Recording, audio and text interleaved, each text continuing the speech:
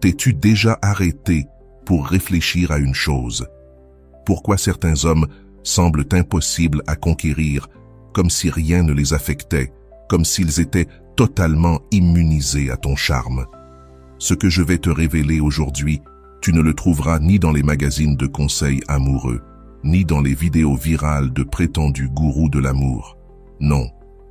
Cette information va bien au-delà des phrases toutes faites ou des techniques de séduction. C'est quelque chose de plus profond, de plus instinctif et surtout de beaucoup plus efficace. Carl Jung, le célèbre psychologue suisse, expliquait que l'inconscient ne façonne pas seulement nos rêves, mais aussi nos relations. Et c'est précisément à ce niveau, dans les profondeurs de l'esprit masculin, que se joue la véritable attraction. Ce n'est pas une question de physique, ni de lui envoyer des selfies parfaits, ni de lui répéter combien il est incroyable. La vraie connexion se crée lorsque tu apprends à activer son désir émotionnel, celui qu'il ignore lui-même posséder. Car oui, les hommes aussi veulent se sentir désirés, mais ils le souhaitent d'une manière totalement différente de ce que la plupart des femmes croient, alors que nous cherchons des mots et de la connexion. Eux répondent à des signaux subtils, à des stimuli qui touchent leurs besoins inconscients de conquête, d'admiration et de sens. Et c'est là que réside le secret que presque personne ne t'enseigne. Lorsque tu sais comment communiquer avec son subconscient, il ne se contentera pas de penser à toi. Il sera incapable de t'oublier. Imagine un instant qu'il commence à ressentir ton absence et à te désirer avant même de réaliser qu'il t'aime déjà. Cela paraît exagéré, pourtant ce n'est pas le cas. Il existe des phrases, des attitudes et des moments précis capables de déclencher en lui une véritable obsession émotionnelle. Le problème, c'est que 99% des femmes ignorent ces clés. Pire encore, elles tombent dans des erreurs qui éteignent le désir avant même qu'il ait eu le temps de naître. L'une des erreurs les plus courantes est de croire qu'un homme veut que tout soit facile, sans mystère. Grave erreur. Le désir masculin grandit dans l'espace, dans la curiosité, dans ce qui n'est pas dit. Si tu te montres trop disponible, trop centré sur lui, son instinct te classera aussitôt comme déjà conquise. Et ce qui est conquis perd immédiatement de sa valeur à ses yeux. Jung l'expliquait. L'être humain cherche à compléter ce qui lui manque, à projeter sur l'autre ce qu'il n'a pas encore intégré en lui-même. Si tu incarnes, sans le dire, cette part de lui qui est incomplète, il te percevra comme une femme différente. Pas seulement une compagne, mais une figure fascinante qui réveille en lui quelque chose d'inexplicable. Et c'est précisément ce qui l'obsède.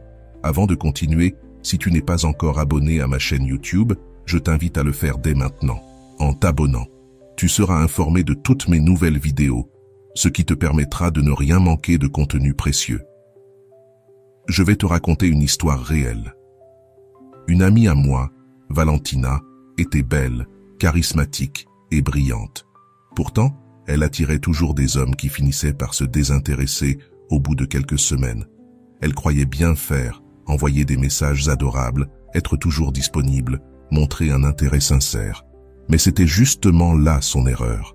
Quand elle a changé son approche, tout a basculé. Elle a arrêté de chercher l'approbation. Elle a commencé à montrer une confiance tranquille, à poser des limites fermes mais douces. Et soudain, les mêmes hommes qui l'ignoraient auparavant se sont mis à la poursuivre. Qu'avait-elle changé? Elle avait cessé de jouer le rôle de la femme complaisante. Elle avait appris à utiliser consciemment son énergie féminine. Attirer un homme, ce n'est ni supplier, ni courir derrière lui. C'est inspirer. Et pour cela, tu dois développer une présence si forte qu'elle se ressent même quand tu n'es pas là. L'esprit masculin fonctionne comme un système de récompense. Ce qui est trop facile est rapidement relégué à l'oubli. Ce qui demande un effort est perçu comme précieux. Ce n'est pas de la manipulation, c'est de la psychologie humaine basique. Nous valorisons davantage ce qui nous coûte à obtenir. Alors, quel est le vrai secret pour rendre un homme obsédé par toi? Ce n'est pas d'utiliser des phrases toutes faites, c'est de devenir une expérience émotionnelle inoubliable. Carl Jung parlait des archétypes, ces figures universelles logées dans l'inconscient collectif. Si tu parviens à incarner l'archétype qu'il cherche inconsciemment, la muse, la femme qui l'inspire, qui le défie et qui nourrit son âme, il sera incapable de te laisser partir. Parce que ce ne sera plus sa logique qui sera activée, mais son être tout entier. Mais attention, si tu tombes dans le piège de lui envoyer des messages toutes les 5 minutes, de lui demander sans cesse ce qu'il recherche chez une femme, ou de vouloir le satisfaire en tout, tu agis alors depuis la peur et le manque. Et le manque ne séduit pas, il repousse. Ce qui attire véritablement, c'est l'abondance émotionnelle, cette impression que tu es déjà complète en toi-même et que tu le choisis non pas par besoin, mais par pure envie. Souviens-toi, les hommes ne cherchent pas à te comprendre. Ils cherchent à se sentir vivants à tes côtés. Ils ne tombent pas amoureux de ce que tu dis, mais de ce qu'ils ressentent quand ils sont avec toi. Si tu réussis à créer un espace où il peut être lui-même, sans masque, sans jugement, sans pression, il reviendra. Et il voudra rester, parce que dans le fond, hommes et femmes désirons tous la même chose, un lieu où notre âme se sent enfin chez elle. Et ce que tu viens de découvrir n'est que le début, car la suite te montrera comment utiliser les mots, les gestes et même les silences pour laisser en lui une empreinte émotionnelle indélébile. Les hommes ne se connectent pas seulement à ce que tu dis, mais à ce que tes mots leur font ressentir. Et là se trouve l'un des secrets les plus ignorés par les femmes. Choisir les mots justes, avec l'énergie et l'intention adéquates, c'est activer les zones profondes de son subconscient, celles que Jung associait aux symboles et à l'inconscient collectif. Quand tu touches cette partie invisible de lui, il ne peut pas l'analyser avec sa raison. Il ne fait que le ressentir. Et à partir de ce moment-là, tu n'es plus une femme parmi tant d'autres. Tu deviens celle qui a réveillé en lui une émotion qu'il n'avait jamais connue. Voilà la clé. Ne cherche pas à séduire en surface. Deviens une expérience émotionnelle unique. Quand tu parles à un homme de manière superficielle, tu éveilles seulement une petite partie de lui. Mais lorsque tu actives une dimension plus profonde, tu réveilles en lui quelque chose qui dormait. Et c'est cela qui te rend inoubliable. Aujourd'hui, je vais te révéler 3 phrases précises capables de déclencher ce type d'attraction émotionnelle. Mais attention, si tu les utilises sans authenticité, elles ne fonctionneront pas. Leur pouvoir vient de l'énergie avec laquelle tu les prononces, une énergie confiante et connectée à toi-même. La première, je ne sais pas pourquoi, mais il y a quelque chose en toi qui m'attire d'une manière différente. Pourquoi cela marche? Parce que son esprit s'attend aux compliments habituels, éloges physiques, validation superficielle. Mais toi, tu introduis quelque chose d'ambigu, d'émotionnel, de mystérieux. Immédiatement, son esprit s'active. Que veut-elle dire par là? Quelle partie de moi l'attire? Pourquoi est-ce différent? Tu viens de t'installer dans sa tête et il ne pourra pas t'en chasser facilement. La deuxième, j'aime l'énergie que tu dégages. C'est rare de rencontrer quelqu'un avec cette vibration. Ce compliment ne touche ni son corps, ni son statut, mais sa présence. Cela impacte directement son ego émotionnel. Il se sent spécial pour quelque chose qu'il ne peut ni contrôler ni fabriquer. C'est son essence. Et cela le connecte à toi à un niveau presque symbolique. La troisième, il y a quelque chose en toi qui m'apaise, mais en même temps me trouble.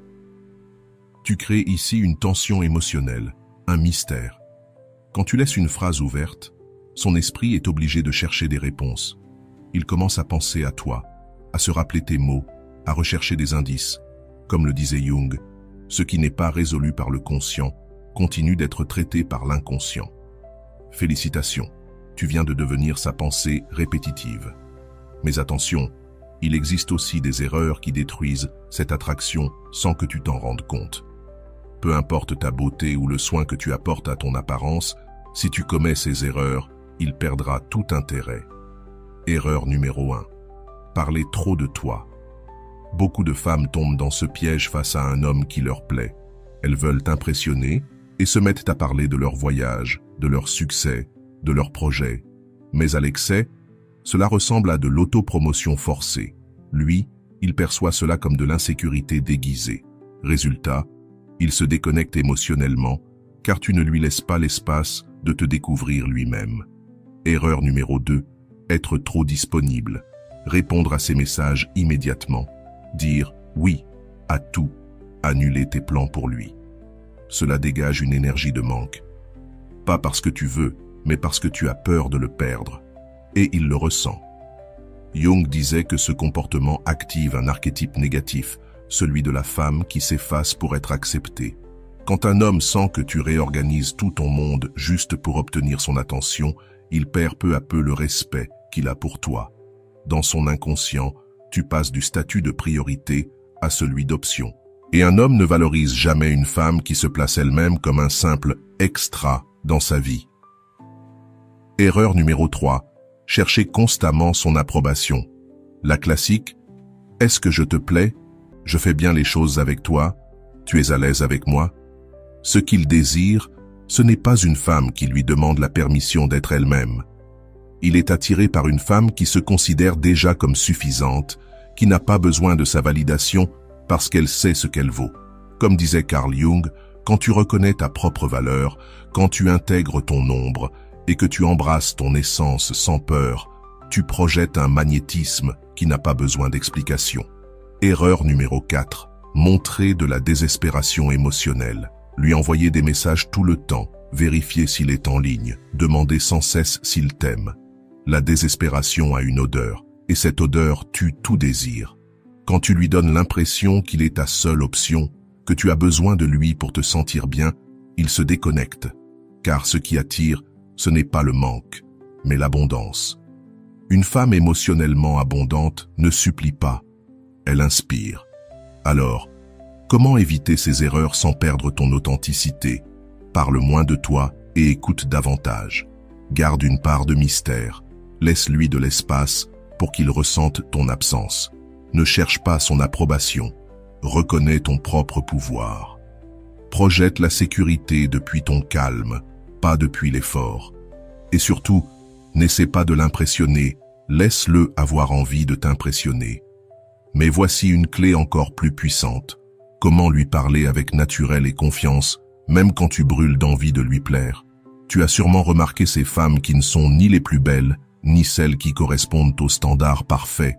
Et pourtant, les hommes gravitent vers elles comme attirés par un aimant. Est-ce de la chance? Non. Elle maîtrise quelque chose que très peu comprennent, la façon dont elle s'exprime. Et le secret est simple. Ce n'est pas ce que tu dis qui compte, mais comment tu le dis.